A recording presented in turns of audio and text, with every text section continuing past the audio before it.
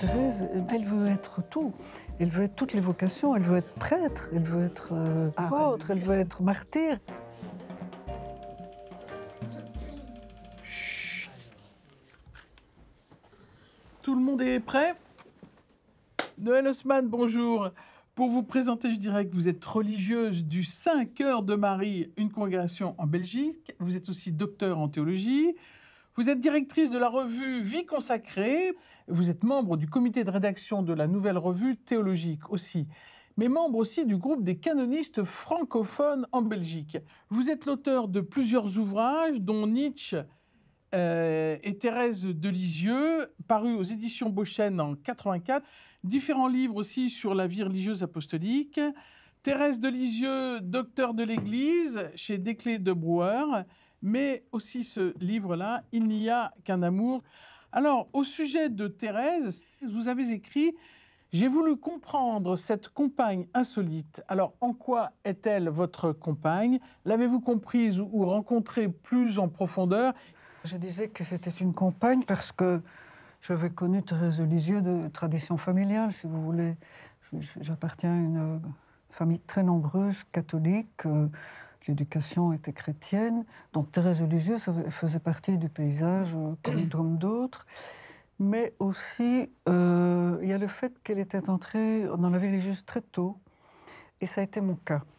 C'est-à-dire, j'ai décidé très tôt d'entrer dans la vie religieuse, mais je n'avais pas du tout l'âge canonique. Alors, il m'est venu à l'esprit, puisque je connaissais l'histoire de Thérèse, d'aller à Lisieux, de lui dire, écoute, ma chère, tu es entrée au Carmel à 15 ans, mais il n'y a pas de raison pour que moi, je ne puisse pas entrer dans la vie religieuse presque aussitôt que toi. Et j'ai été exaucée. On m'a permis, de façon tout à fait extraordinaire, d'entrer dans la vie religieuse très tôt. Donc, c'était... Oui, je lui devais quelque chose, mais en même temps, j'avais rien de commun avec elle. Mais alors là, rien du tout. Alors, c'est peut-être intéressant qu'on resitue Thérèse un petit peu, d'où elle vient, son milieu. On sait qu'elle naît au XIXe siècle, bien sûr, à Alençon, en 1873, à la fin du XIXe. Elle a perdu sa mère, elle avait 4 ans, à la suite de quoi son père vient s'installer à Lisieux. C'était une famille de 9 enfants, mais il y a eu déjà beaucoup de drames dans cette famille. Oui, elle est la plus jeune de la fratrie et elle a toujours regretté qu'elle a perdu 2 sœurs et 2 frères. Il y a une petite Hélène qui est décédée à 5-6 ans, mais les autres sont des enfants qui sont morts en très bas âge, c'est-à-dire ils sont morts de malnutrition peut-être à l'époque. D'ailleurs, ça a failli arriver à Thérèse elle-même, puisqu'elle a dû être mise en nourrice jusqu'à ses 2 ans. Elle a dû être mise en nourrice, sa mère n'arrivant plus à la nourrir. Alors, elle a de nombreuses sœurs qui vont rentrer au Carmel, et là aussi, c'est un drame pour elle dès que sa sœur rentre au Carmel, non? Oui, parce que quand sa mère meurt, elle a 4 ans, et sa sœur Céline choisit comme mère l'aînée, Marie. Et alors Thérèse, il ne lui reste plus que l'autre, Agnès, commence alors cette série de maladies enfantines bizarres, une névrose enfantine, disons, qui l'a maintenue des mois dans un état tout à fait particulier, qui ne sera guéri que par le ravissant sourire de la Sainte Vierge, Notre-Dame des Victoires, cette statue qui appartenait à son père et qu'on avait mise au pied de son lit. Voilà, cette statue qui va d'ailleurs plus tard la suivre au Carmel jusqu'à la fin à l'infirmerie, oui. Alors, en 1888, Thérèse vit une grâce, on parle de grâce de maturité, lors d'une conversion un peu à Noël, quoi. Il se passe quelque chose en elle. Oui, on est à Noël, elle revient à la messe de minuit, elle entend le soupir de son père, on a préparé des choses devant la cheminée, et elle entend le soupir de son père qui dit « heureusement, c'est la dernière fois ». Alors là, elle s'effondre parce que c'est comme si on lui disait qu'on n'allait plus l'aimer, en fait. Elle cherche toujours à être aimée, à être adoptée, etc. Et soudain, en remontant dans sa chambre, elle se reprend. Et elle appelle ça sa grâce de conversion parce que, au lieu de s'effondrer en larmes comme elle avait commencé de le faire, et comme elle pleurait toujours, pleurait d'avoir pleuré, mais, eh bien, elle redescend, elle est devenue forte. En fait, elle est passée en un instant d'une enfance prolongée à une maturité précoce, en fait, qui ne veut plus jamais la quitter. Vous avez écrit déjà tout enfant, Thérèse s'inquiétait de savoir si elle irait au ciel. Et le premier mot qu'elle put lire seule fut d'ailleurs les cieux. C'est quoi cette obsession du ciel ou du salut? Quelqu'un est marqué par la mort de ceux qui l'ont précédé, ou de sa propre mère, bientôt de son père qui deviendra dément, avant de s'enfoncer dans la nuit et de mourir. Pour quelqu'un comme ça, il ne reste plus que le ciel comme échappatoire ou salut. Mais il est une fuite ou il est un désir, ce ciel? Et le désir. Et le désir, en même temps, c'est son désir le plus profond. Elle croit qu'il y a un ciel. Et en même temps, c'est là-dessus que sa tentation finale porte.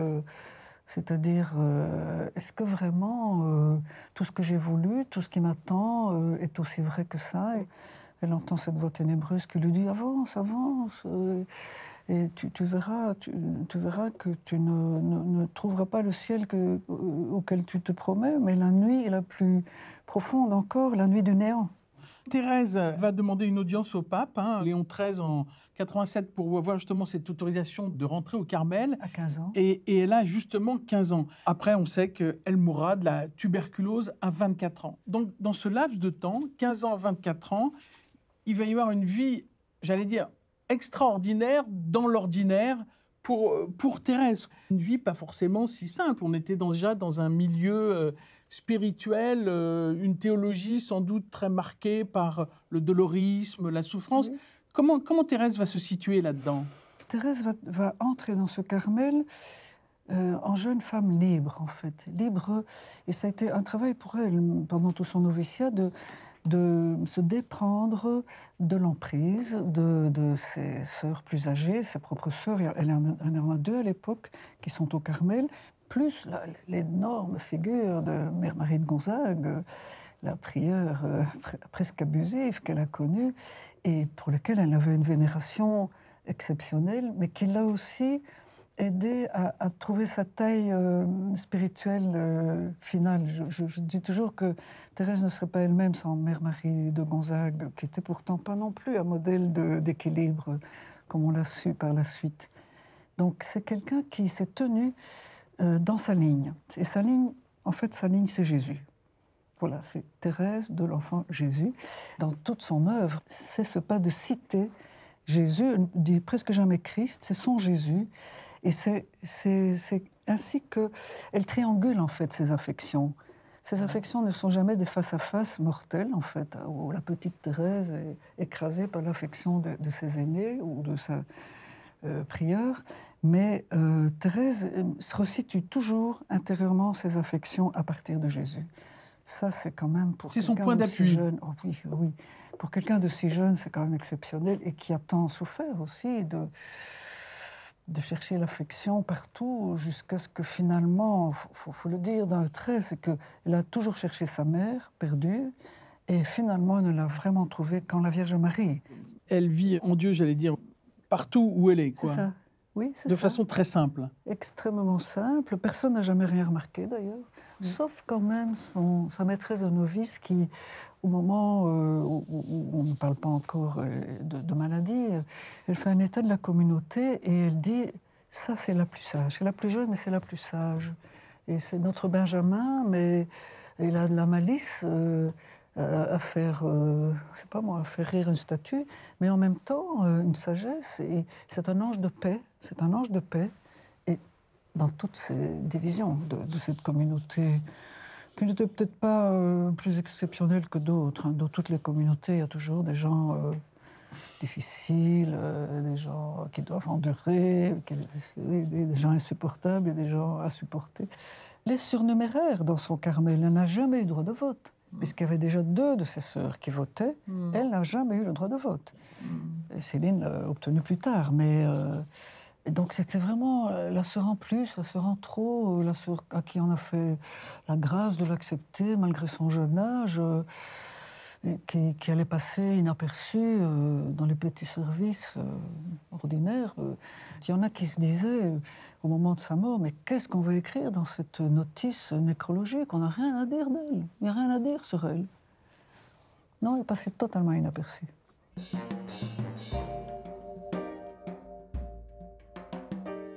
Thérèse va écrire à la demande de sa sœur, qui est supérieure, et de ses supérieurs toujours, ce qui devient Histoire d'une âme. Il y a donc 3 manuscrits dans cette Histoire d'une âme. Un premier manuscrit qui est un peu sur son enfance. Le manuscrit A est écrit parce que Marie, l'aînée, a dit en récréation, quand Thérèse racontait des histoires de son enfance, elle était une vraie conteuse et une imitatrice aussi des voix des autres.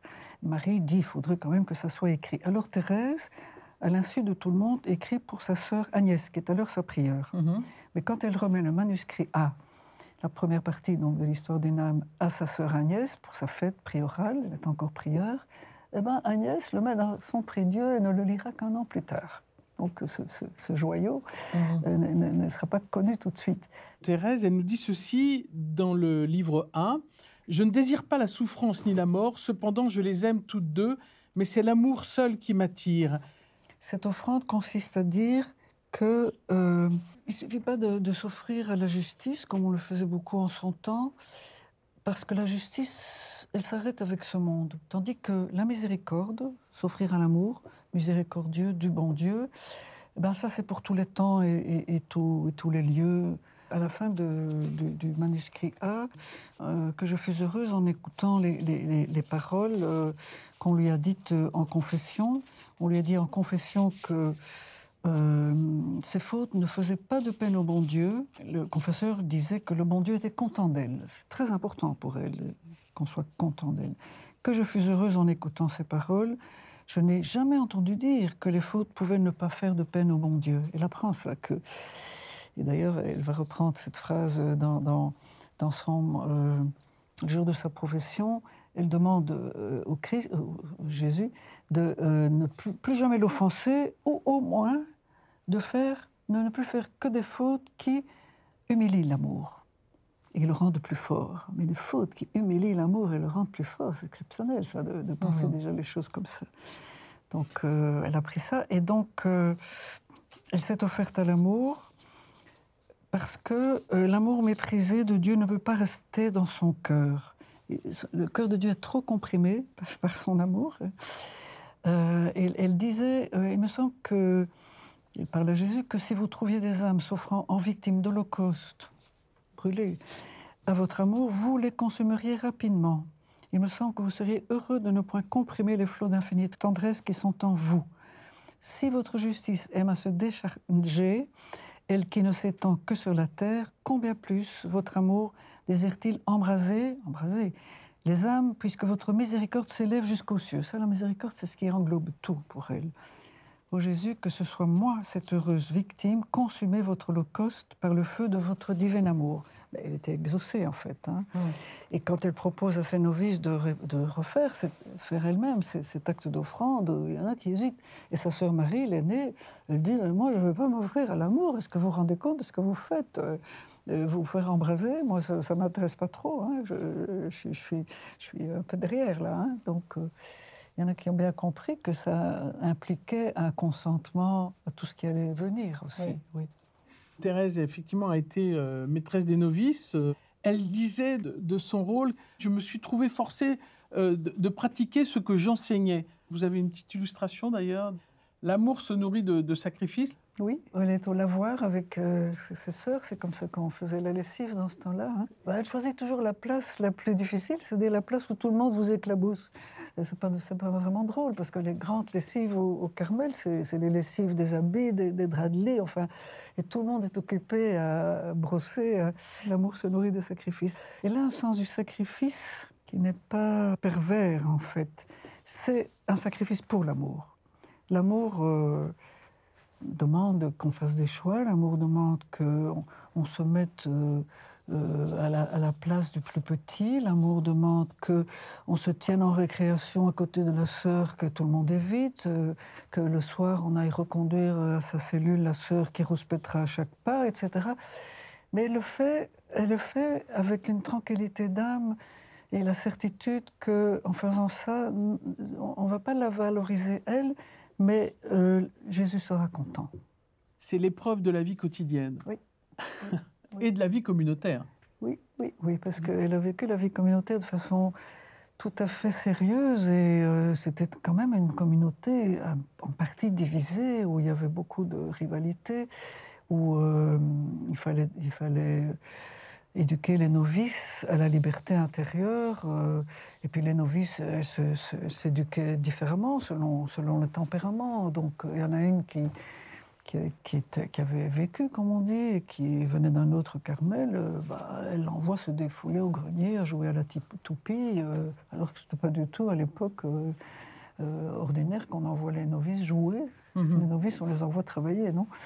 Non, mais elle a compris que Sœur Marie de la Trinité avait besoin de défoulement, et elle a dirigé comme ça, alors que d'autres, avec d'autres, elle faisait autrement, oui.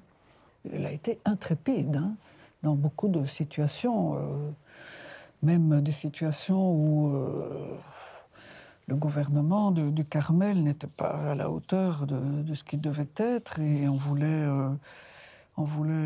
comment dire, outrepasser les règles, et on voulait, par exemple, humilier une novice en reculant indéfiniment le temps de sa profession, simplement pour qu'on ait le temps que la vieille mère revienne aux affaires. Et Thérèse a dit, on ne peut pas faire ça. Alors, il y a d'autres sœurs qui ont dit, mais attendez, la prieure, elle a bien le droit d'humilier les novices. Elle a dit, il y a des humiliations qu'on n'a pas le droit de faire.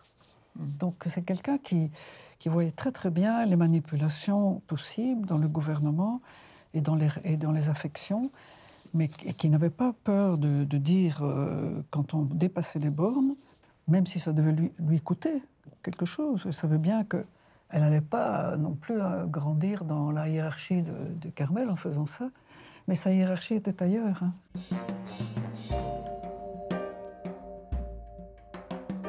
Le manuscrit B, lui, est plus spirituel.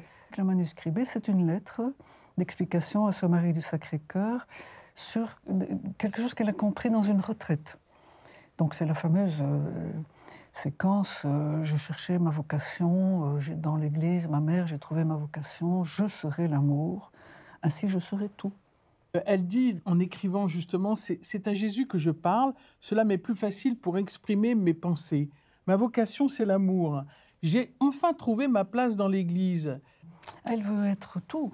Elle veut être toutes les vocations. Elle veut être prêtre. Elle veut être Docteur, apôtre. Elle veut être martyr. Elle veut même l'être depuis la fondation du monde jusqu'à la fin. En fait, c'est quelqu'un qui cherche sa place, en effet, déjà dans sa famille et puis maintenant dans l'Église. Et elle a cette intuition, oui, géniale, on peut le dire, d'aller lire les lettres de Saint Paul, de trouver l'hymne à l'amour dans 1 Corinthiens 13, et de comprendre que c'est l'amour qui centralise tout. Et elle, si elle se tient là, dans l'amour, elle est au nœud de toutes les autres vocations. Et elle veut être en fait au cœur du combat, et elle a trouvé son lieu, c'est là. Et elle dit aussi combien Jésus désire d'être aimé. Ça, c'est une grande découverte chez elle aussi. Oui, ça c'était peut-être déjà la découverte de François d'Assise. L'amour n'est pas aimé. Alors elle se dit que pour remplir sa vocation de carmélite, qui est d'aider les prêtres et qui est d'aider les âmes, eh bien, il faut se trouver au foyer brûlant de l'amour. C'est un foyer brûlant. À la fin du manuscrit A, elle s'est offerte à l'amour. Pas à la justice de Dieu, à l'amour. Vous avez noté que le mot amour revient effectivement très souvent chez Thérèse, plus de 200 fois, je crois. Oui. Ce n'est pas un docteur de la vérité, Thérèse, c'est un docteur de l'amour. Oui.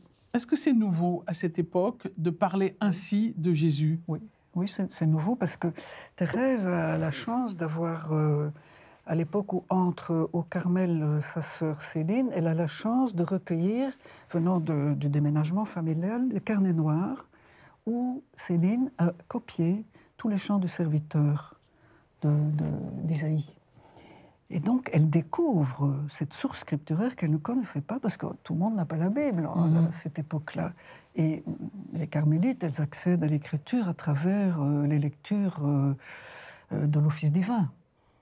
Et puis des grandes fêtes qui sont alors les fêtes des 5 plaies, etc. Et il y avait déjà des réminiscences scripturaires dans son esprit. Mais quand elle découvre les chants du serviteur, alors elle découvre ce que l'amour a enduré pour nous aimer, oui. Ça a été pour elle vraiment le commencement de sa dévotion personnelle à la Sainte Face.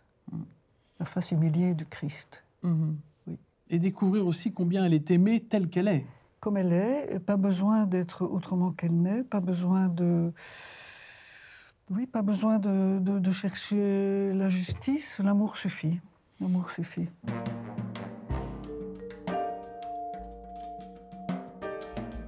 Alors elle écrit « J'ai toujours désiré être une sainte, mais la différence entre eux et moi, c'est une montagne et moi je ne suis qu'un grain de sable. » Mais elle ajoute « Le bon Dieu ne saurait inspirer des désirs irréalisables. » C'est là que va naître, si j'ose dire, en elle l'idée de cette petite voix avec l'ascenseur pour aller à Jésus. Elle a vu à Paris, où elle s'est arrêtée pendant son pèlerinage romain, se sont arrêtés à Paris, eh bien, elle a vu un ascenseur, elle a trouvé ça formidable, hein, donc évidemment. Parce que petite, elle devait monter les escaliers, et à chaque escalier, elle disait « Maman, maman, maman ». Ben, c'était dur de monter les escaliers.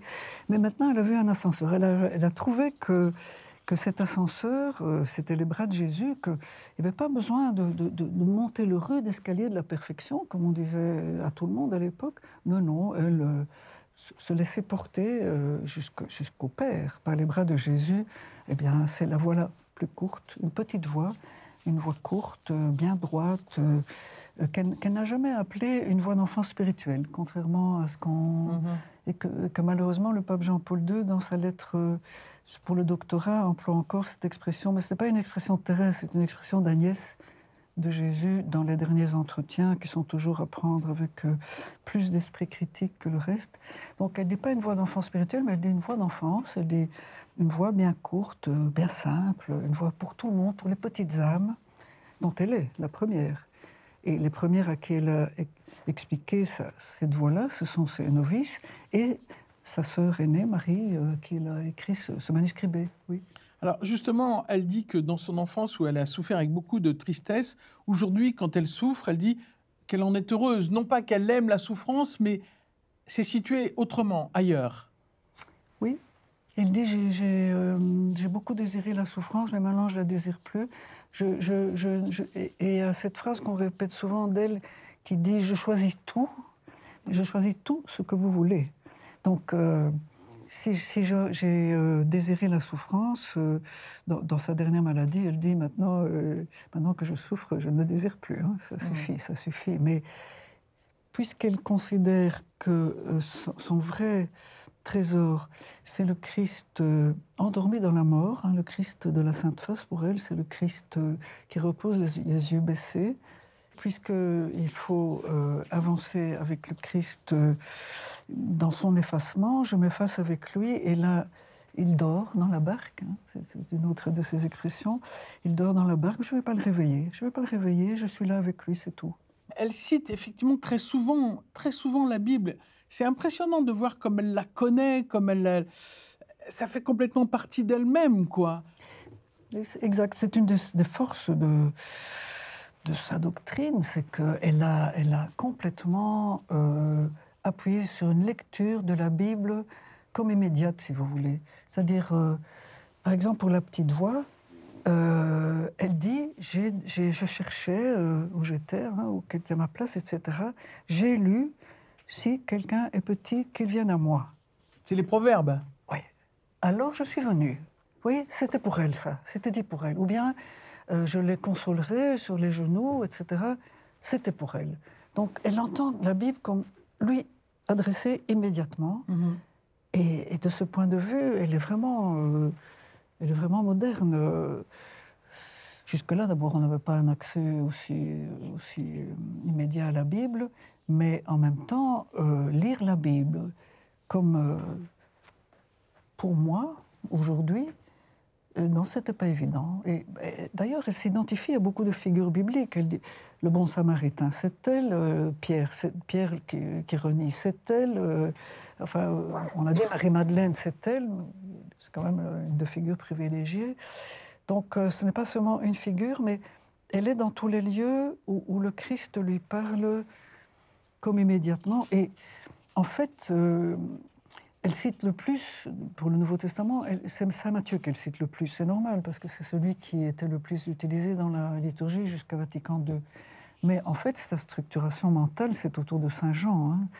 Elle est la seule que je connaisse dans l'histoire de la spiritualité, dans son manuscrit C, alors à reprendre en première personne Jean 17, la prière sacerdotale du Christ. Oui, Saint Jean au chapitre 17, Jésus parle à son Père, « Père, l'heure est venue, glorifie ton Fils afin que le Fils te glorifie ». Et vous dites que Thérèse elle-même reprend à son compte, si j'ose dire, cette prière. Oui, donc elle dit ceci, j'ose emprunter les paroles que vous avez adressées au Père Céleste le dernier soir qui vous vit encore sur notre terre. Bon, je ne sais pas quand mon exil finira, mais elle reprend de la prière, « Je vous ai glorifié sur la terre, j'ai accompli l'œuvre, etc. » Et elle termine en disant, « Père, je souhaite qu'où je serai, ce que vous m'avez donné, il soit aussi avec moi. » C'est son testament à elle, ça. « Et que le monde connaisse que vous les avez aimés comme vous m'avez aimé eux moi-même. » Là, elle le met au féminin, c'est vraiment son appropriation de cette prière sacerdotale. C'est très audacieux en même temps. Ah bah oui, parce que je ne connais pas dans l'histoire de la spiritualité personne qui se soit approprié cette prière en son nom propre. C'est considéré comme la prière vraiment typique du Christ à son Père. C'est même la seule dont on connaît le contenu. Oui, une fois, il a dit « Je te bénis, Père », etc., d'avoir caché ça. Mais sinon, on ne connaît jamais le contenu de la prière du Christ. Il n'y a que Saint Jean qui nous développe à la dernière scène cette longue prière qu'on a appelée sacerdotale plus tard, parce que c'est vraiment l'offrande de Jésus, juste avant d'entrer dans sa passion. Eh bien, elle dit, voilà ce que je voudrais répéter après vous, avant de m'envoler en vos bras. C'est peut-être de la témérité, mais non. Depuis longtemps, vous m'avez permis d'être audacieuse avec vous. Ben oui, elle a été très audacieuse. À ce coup-là, oui. Il y a une réflexion à faire qui n'a pas encore été menée sur la manière dont Thérèse entend le sacerdoce commun et ministériel. Et là, qu'est-ce que vous diriez, vous, là-dessus? Je dis que quand on voit ces lettres aux prêtres, aux deux jeunes prêtres qu'on lui a donnés comme frères, un très faible et un très fort, on voit que elle est Moïse qui prie sur la montagne, et eux sont Josué qui combat dans la plaine, mais la position sacerdotale, c'est elle qui l'a dans cette partition. Elle ne veut pas être prêtre à la place des prêtres, non. Quand elle était sacristaine, on la représente en photo avec du pain et du... Non, pas du pain et du vin, comme ici, mais avec la coupe, la patène. Elle est fière de montrer les objets par lesquels le prêtre célébrera l'Eucharistie. Elle ne se prend pas pour autre qu'elle n'est, mais en même temps, elle sait qu'on ne peut pas dissocier les deux sacerdoces. Elle a vraiment choisi sa place, quoi. On lui a donné sa place. C'est vous qui me l'avez donné. C'est vous, oh mon Dieu, qui vous me l'avez donné. Je serai la mort, mais parce que Dieu, il m'a éclairé.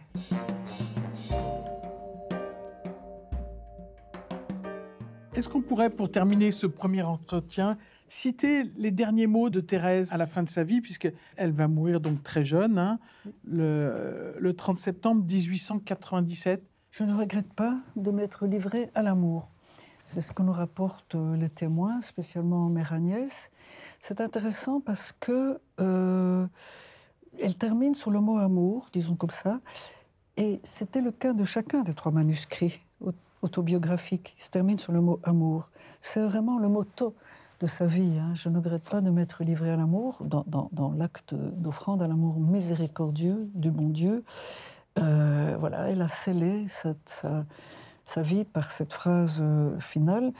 Mais cette phrase avait été aussi, précédée par d'autres affirmations de sa part qu'on trouve déjà dans les récréations pieuses. Je reviendrai. je reviendrai. Donc, c'est aussi très joannique, hein. Je m'en vais et je viens. Donc, ma vie ne se termine pas avec ma mort.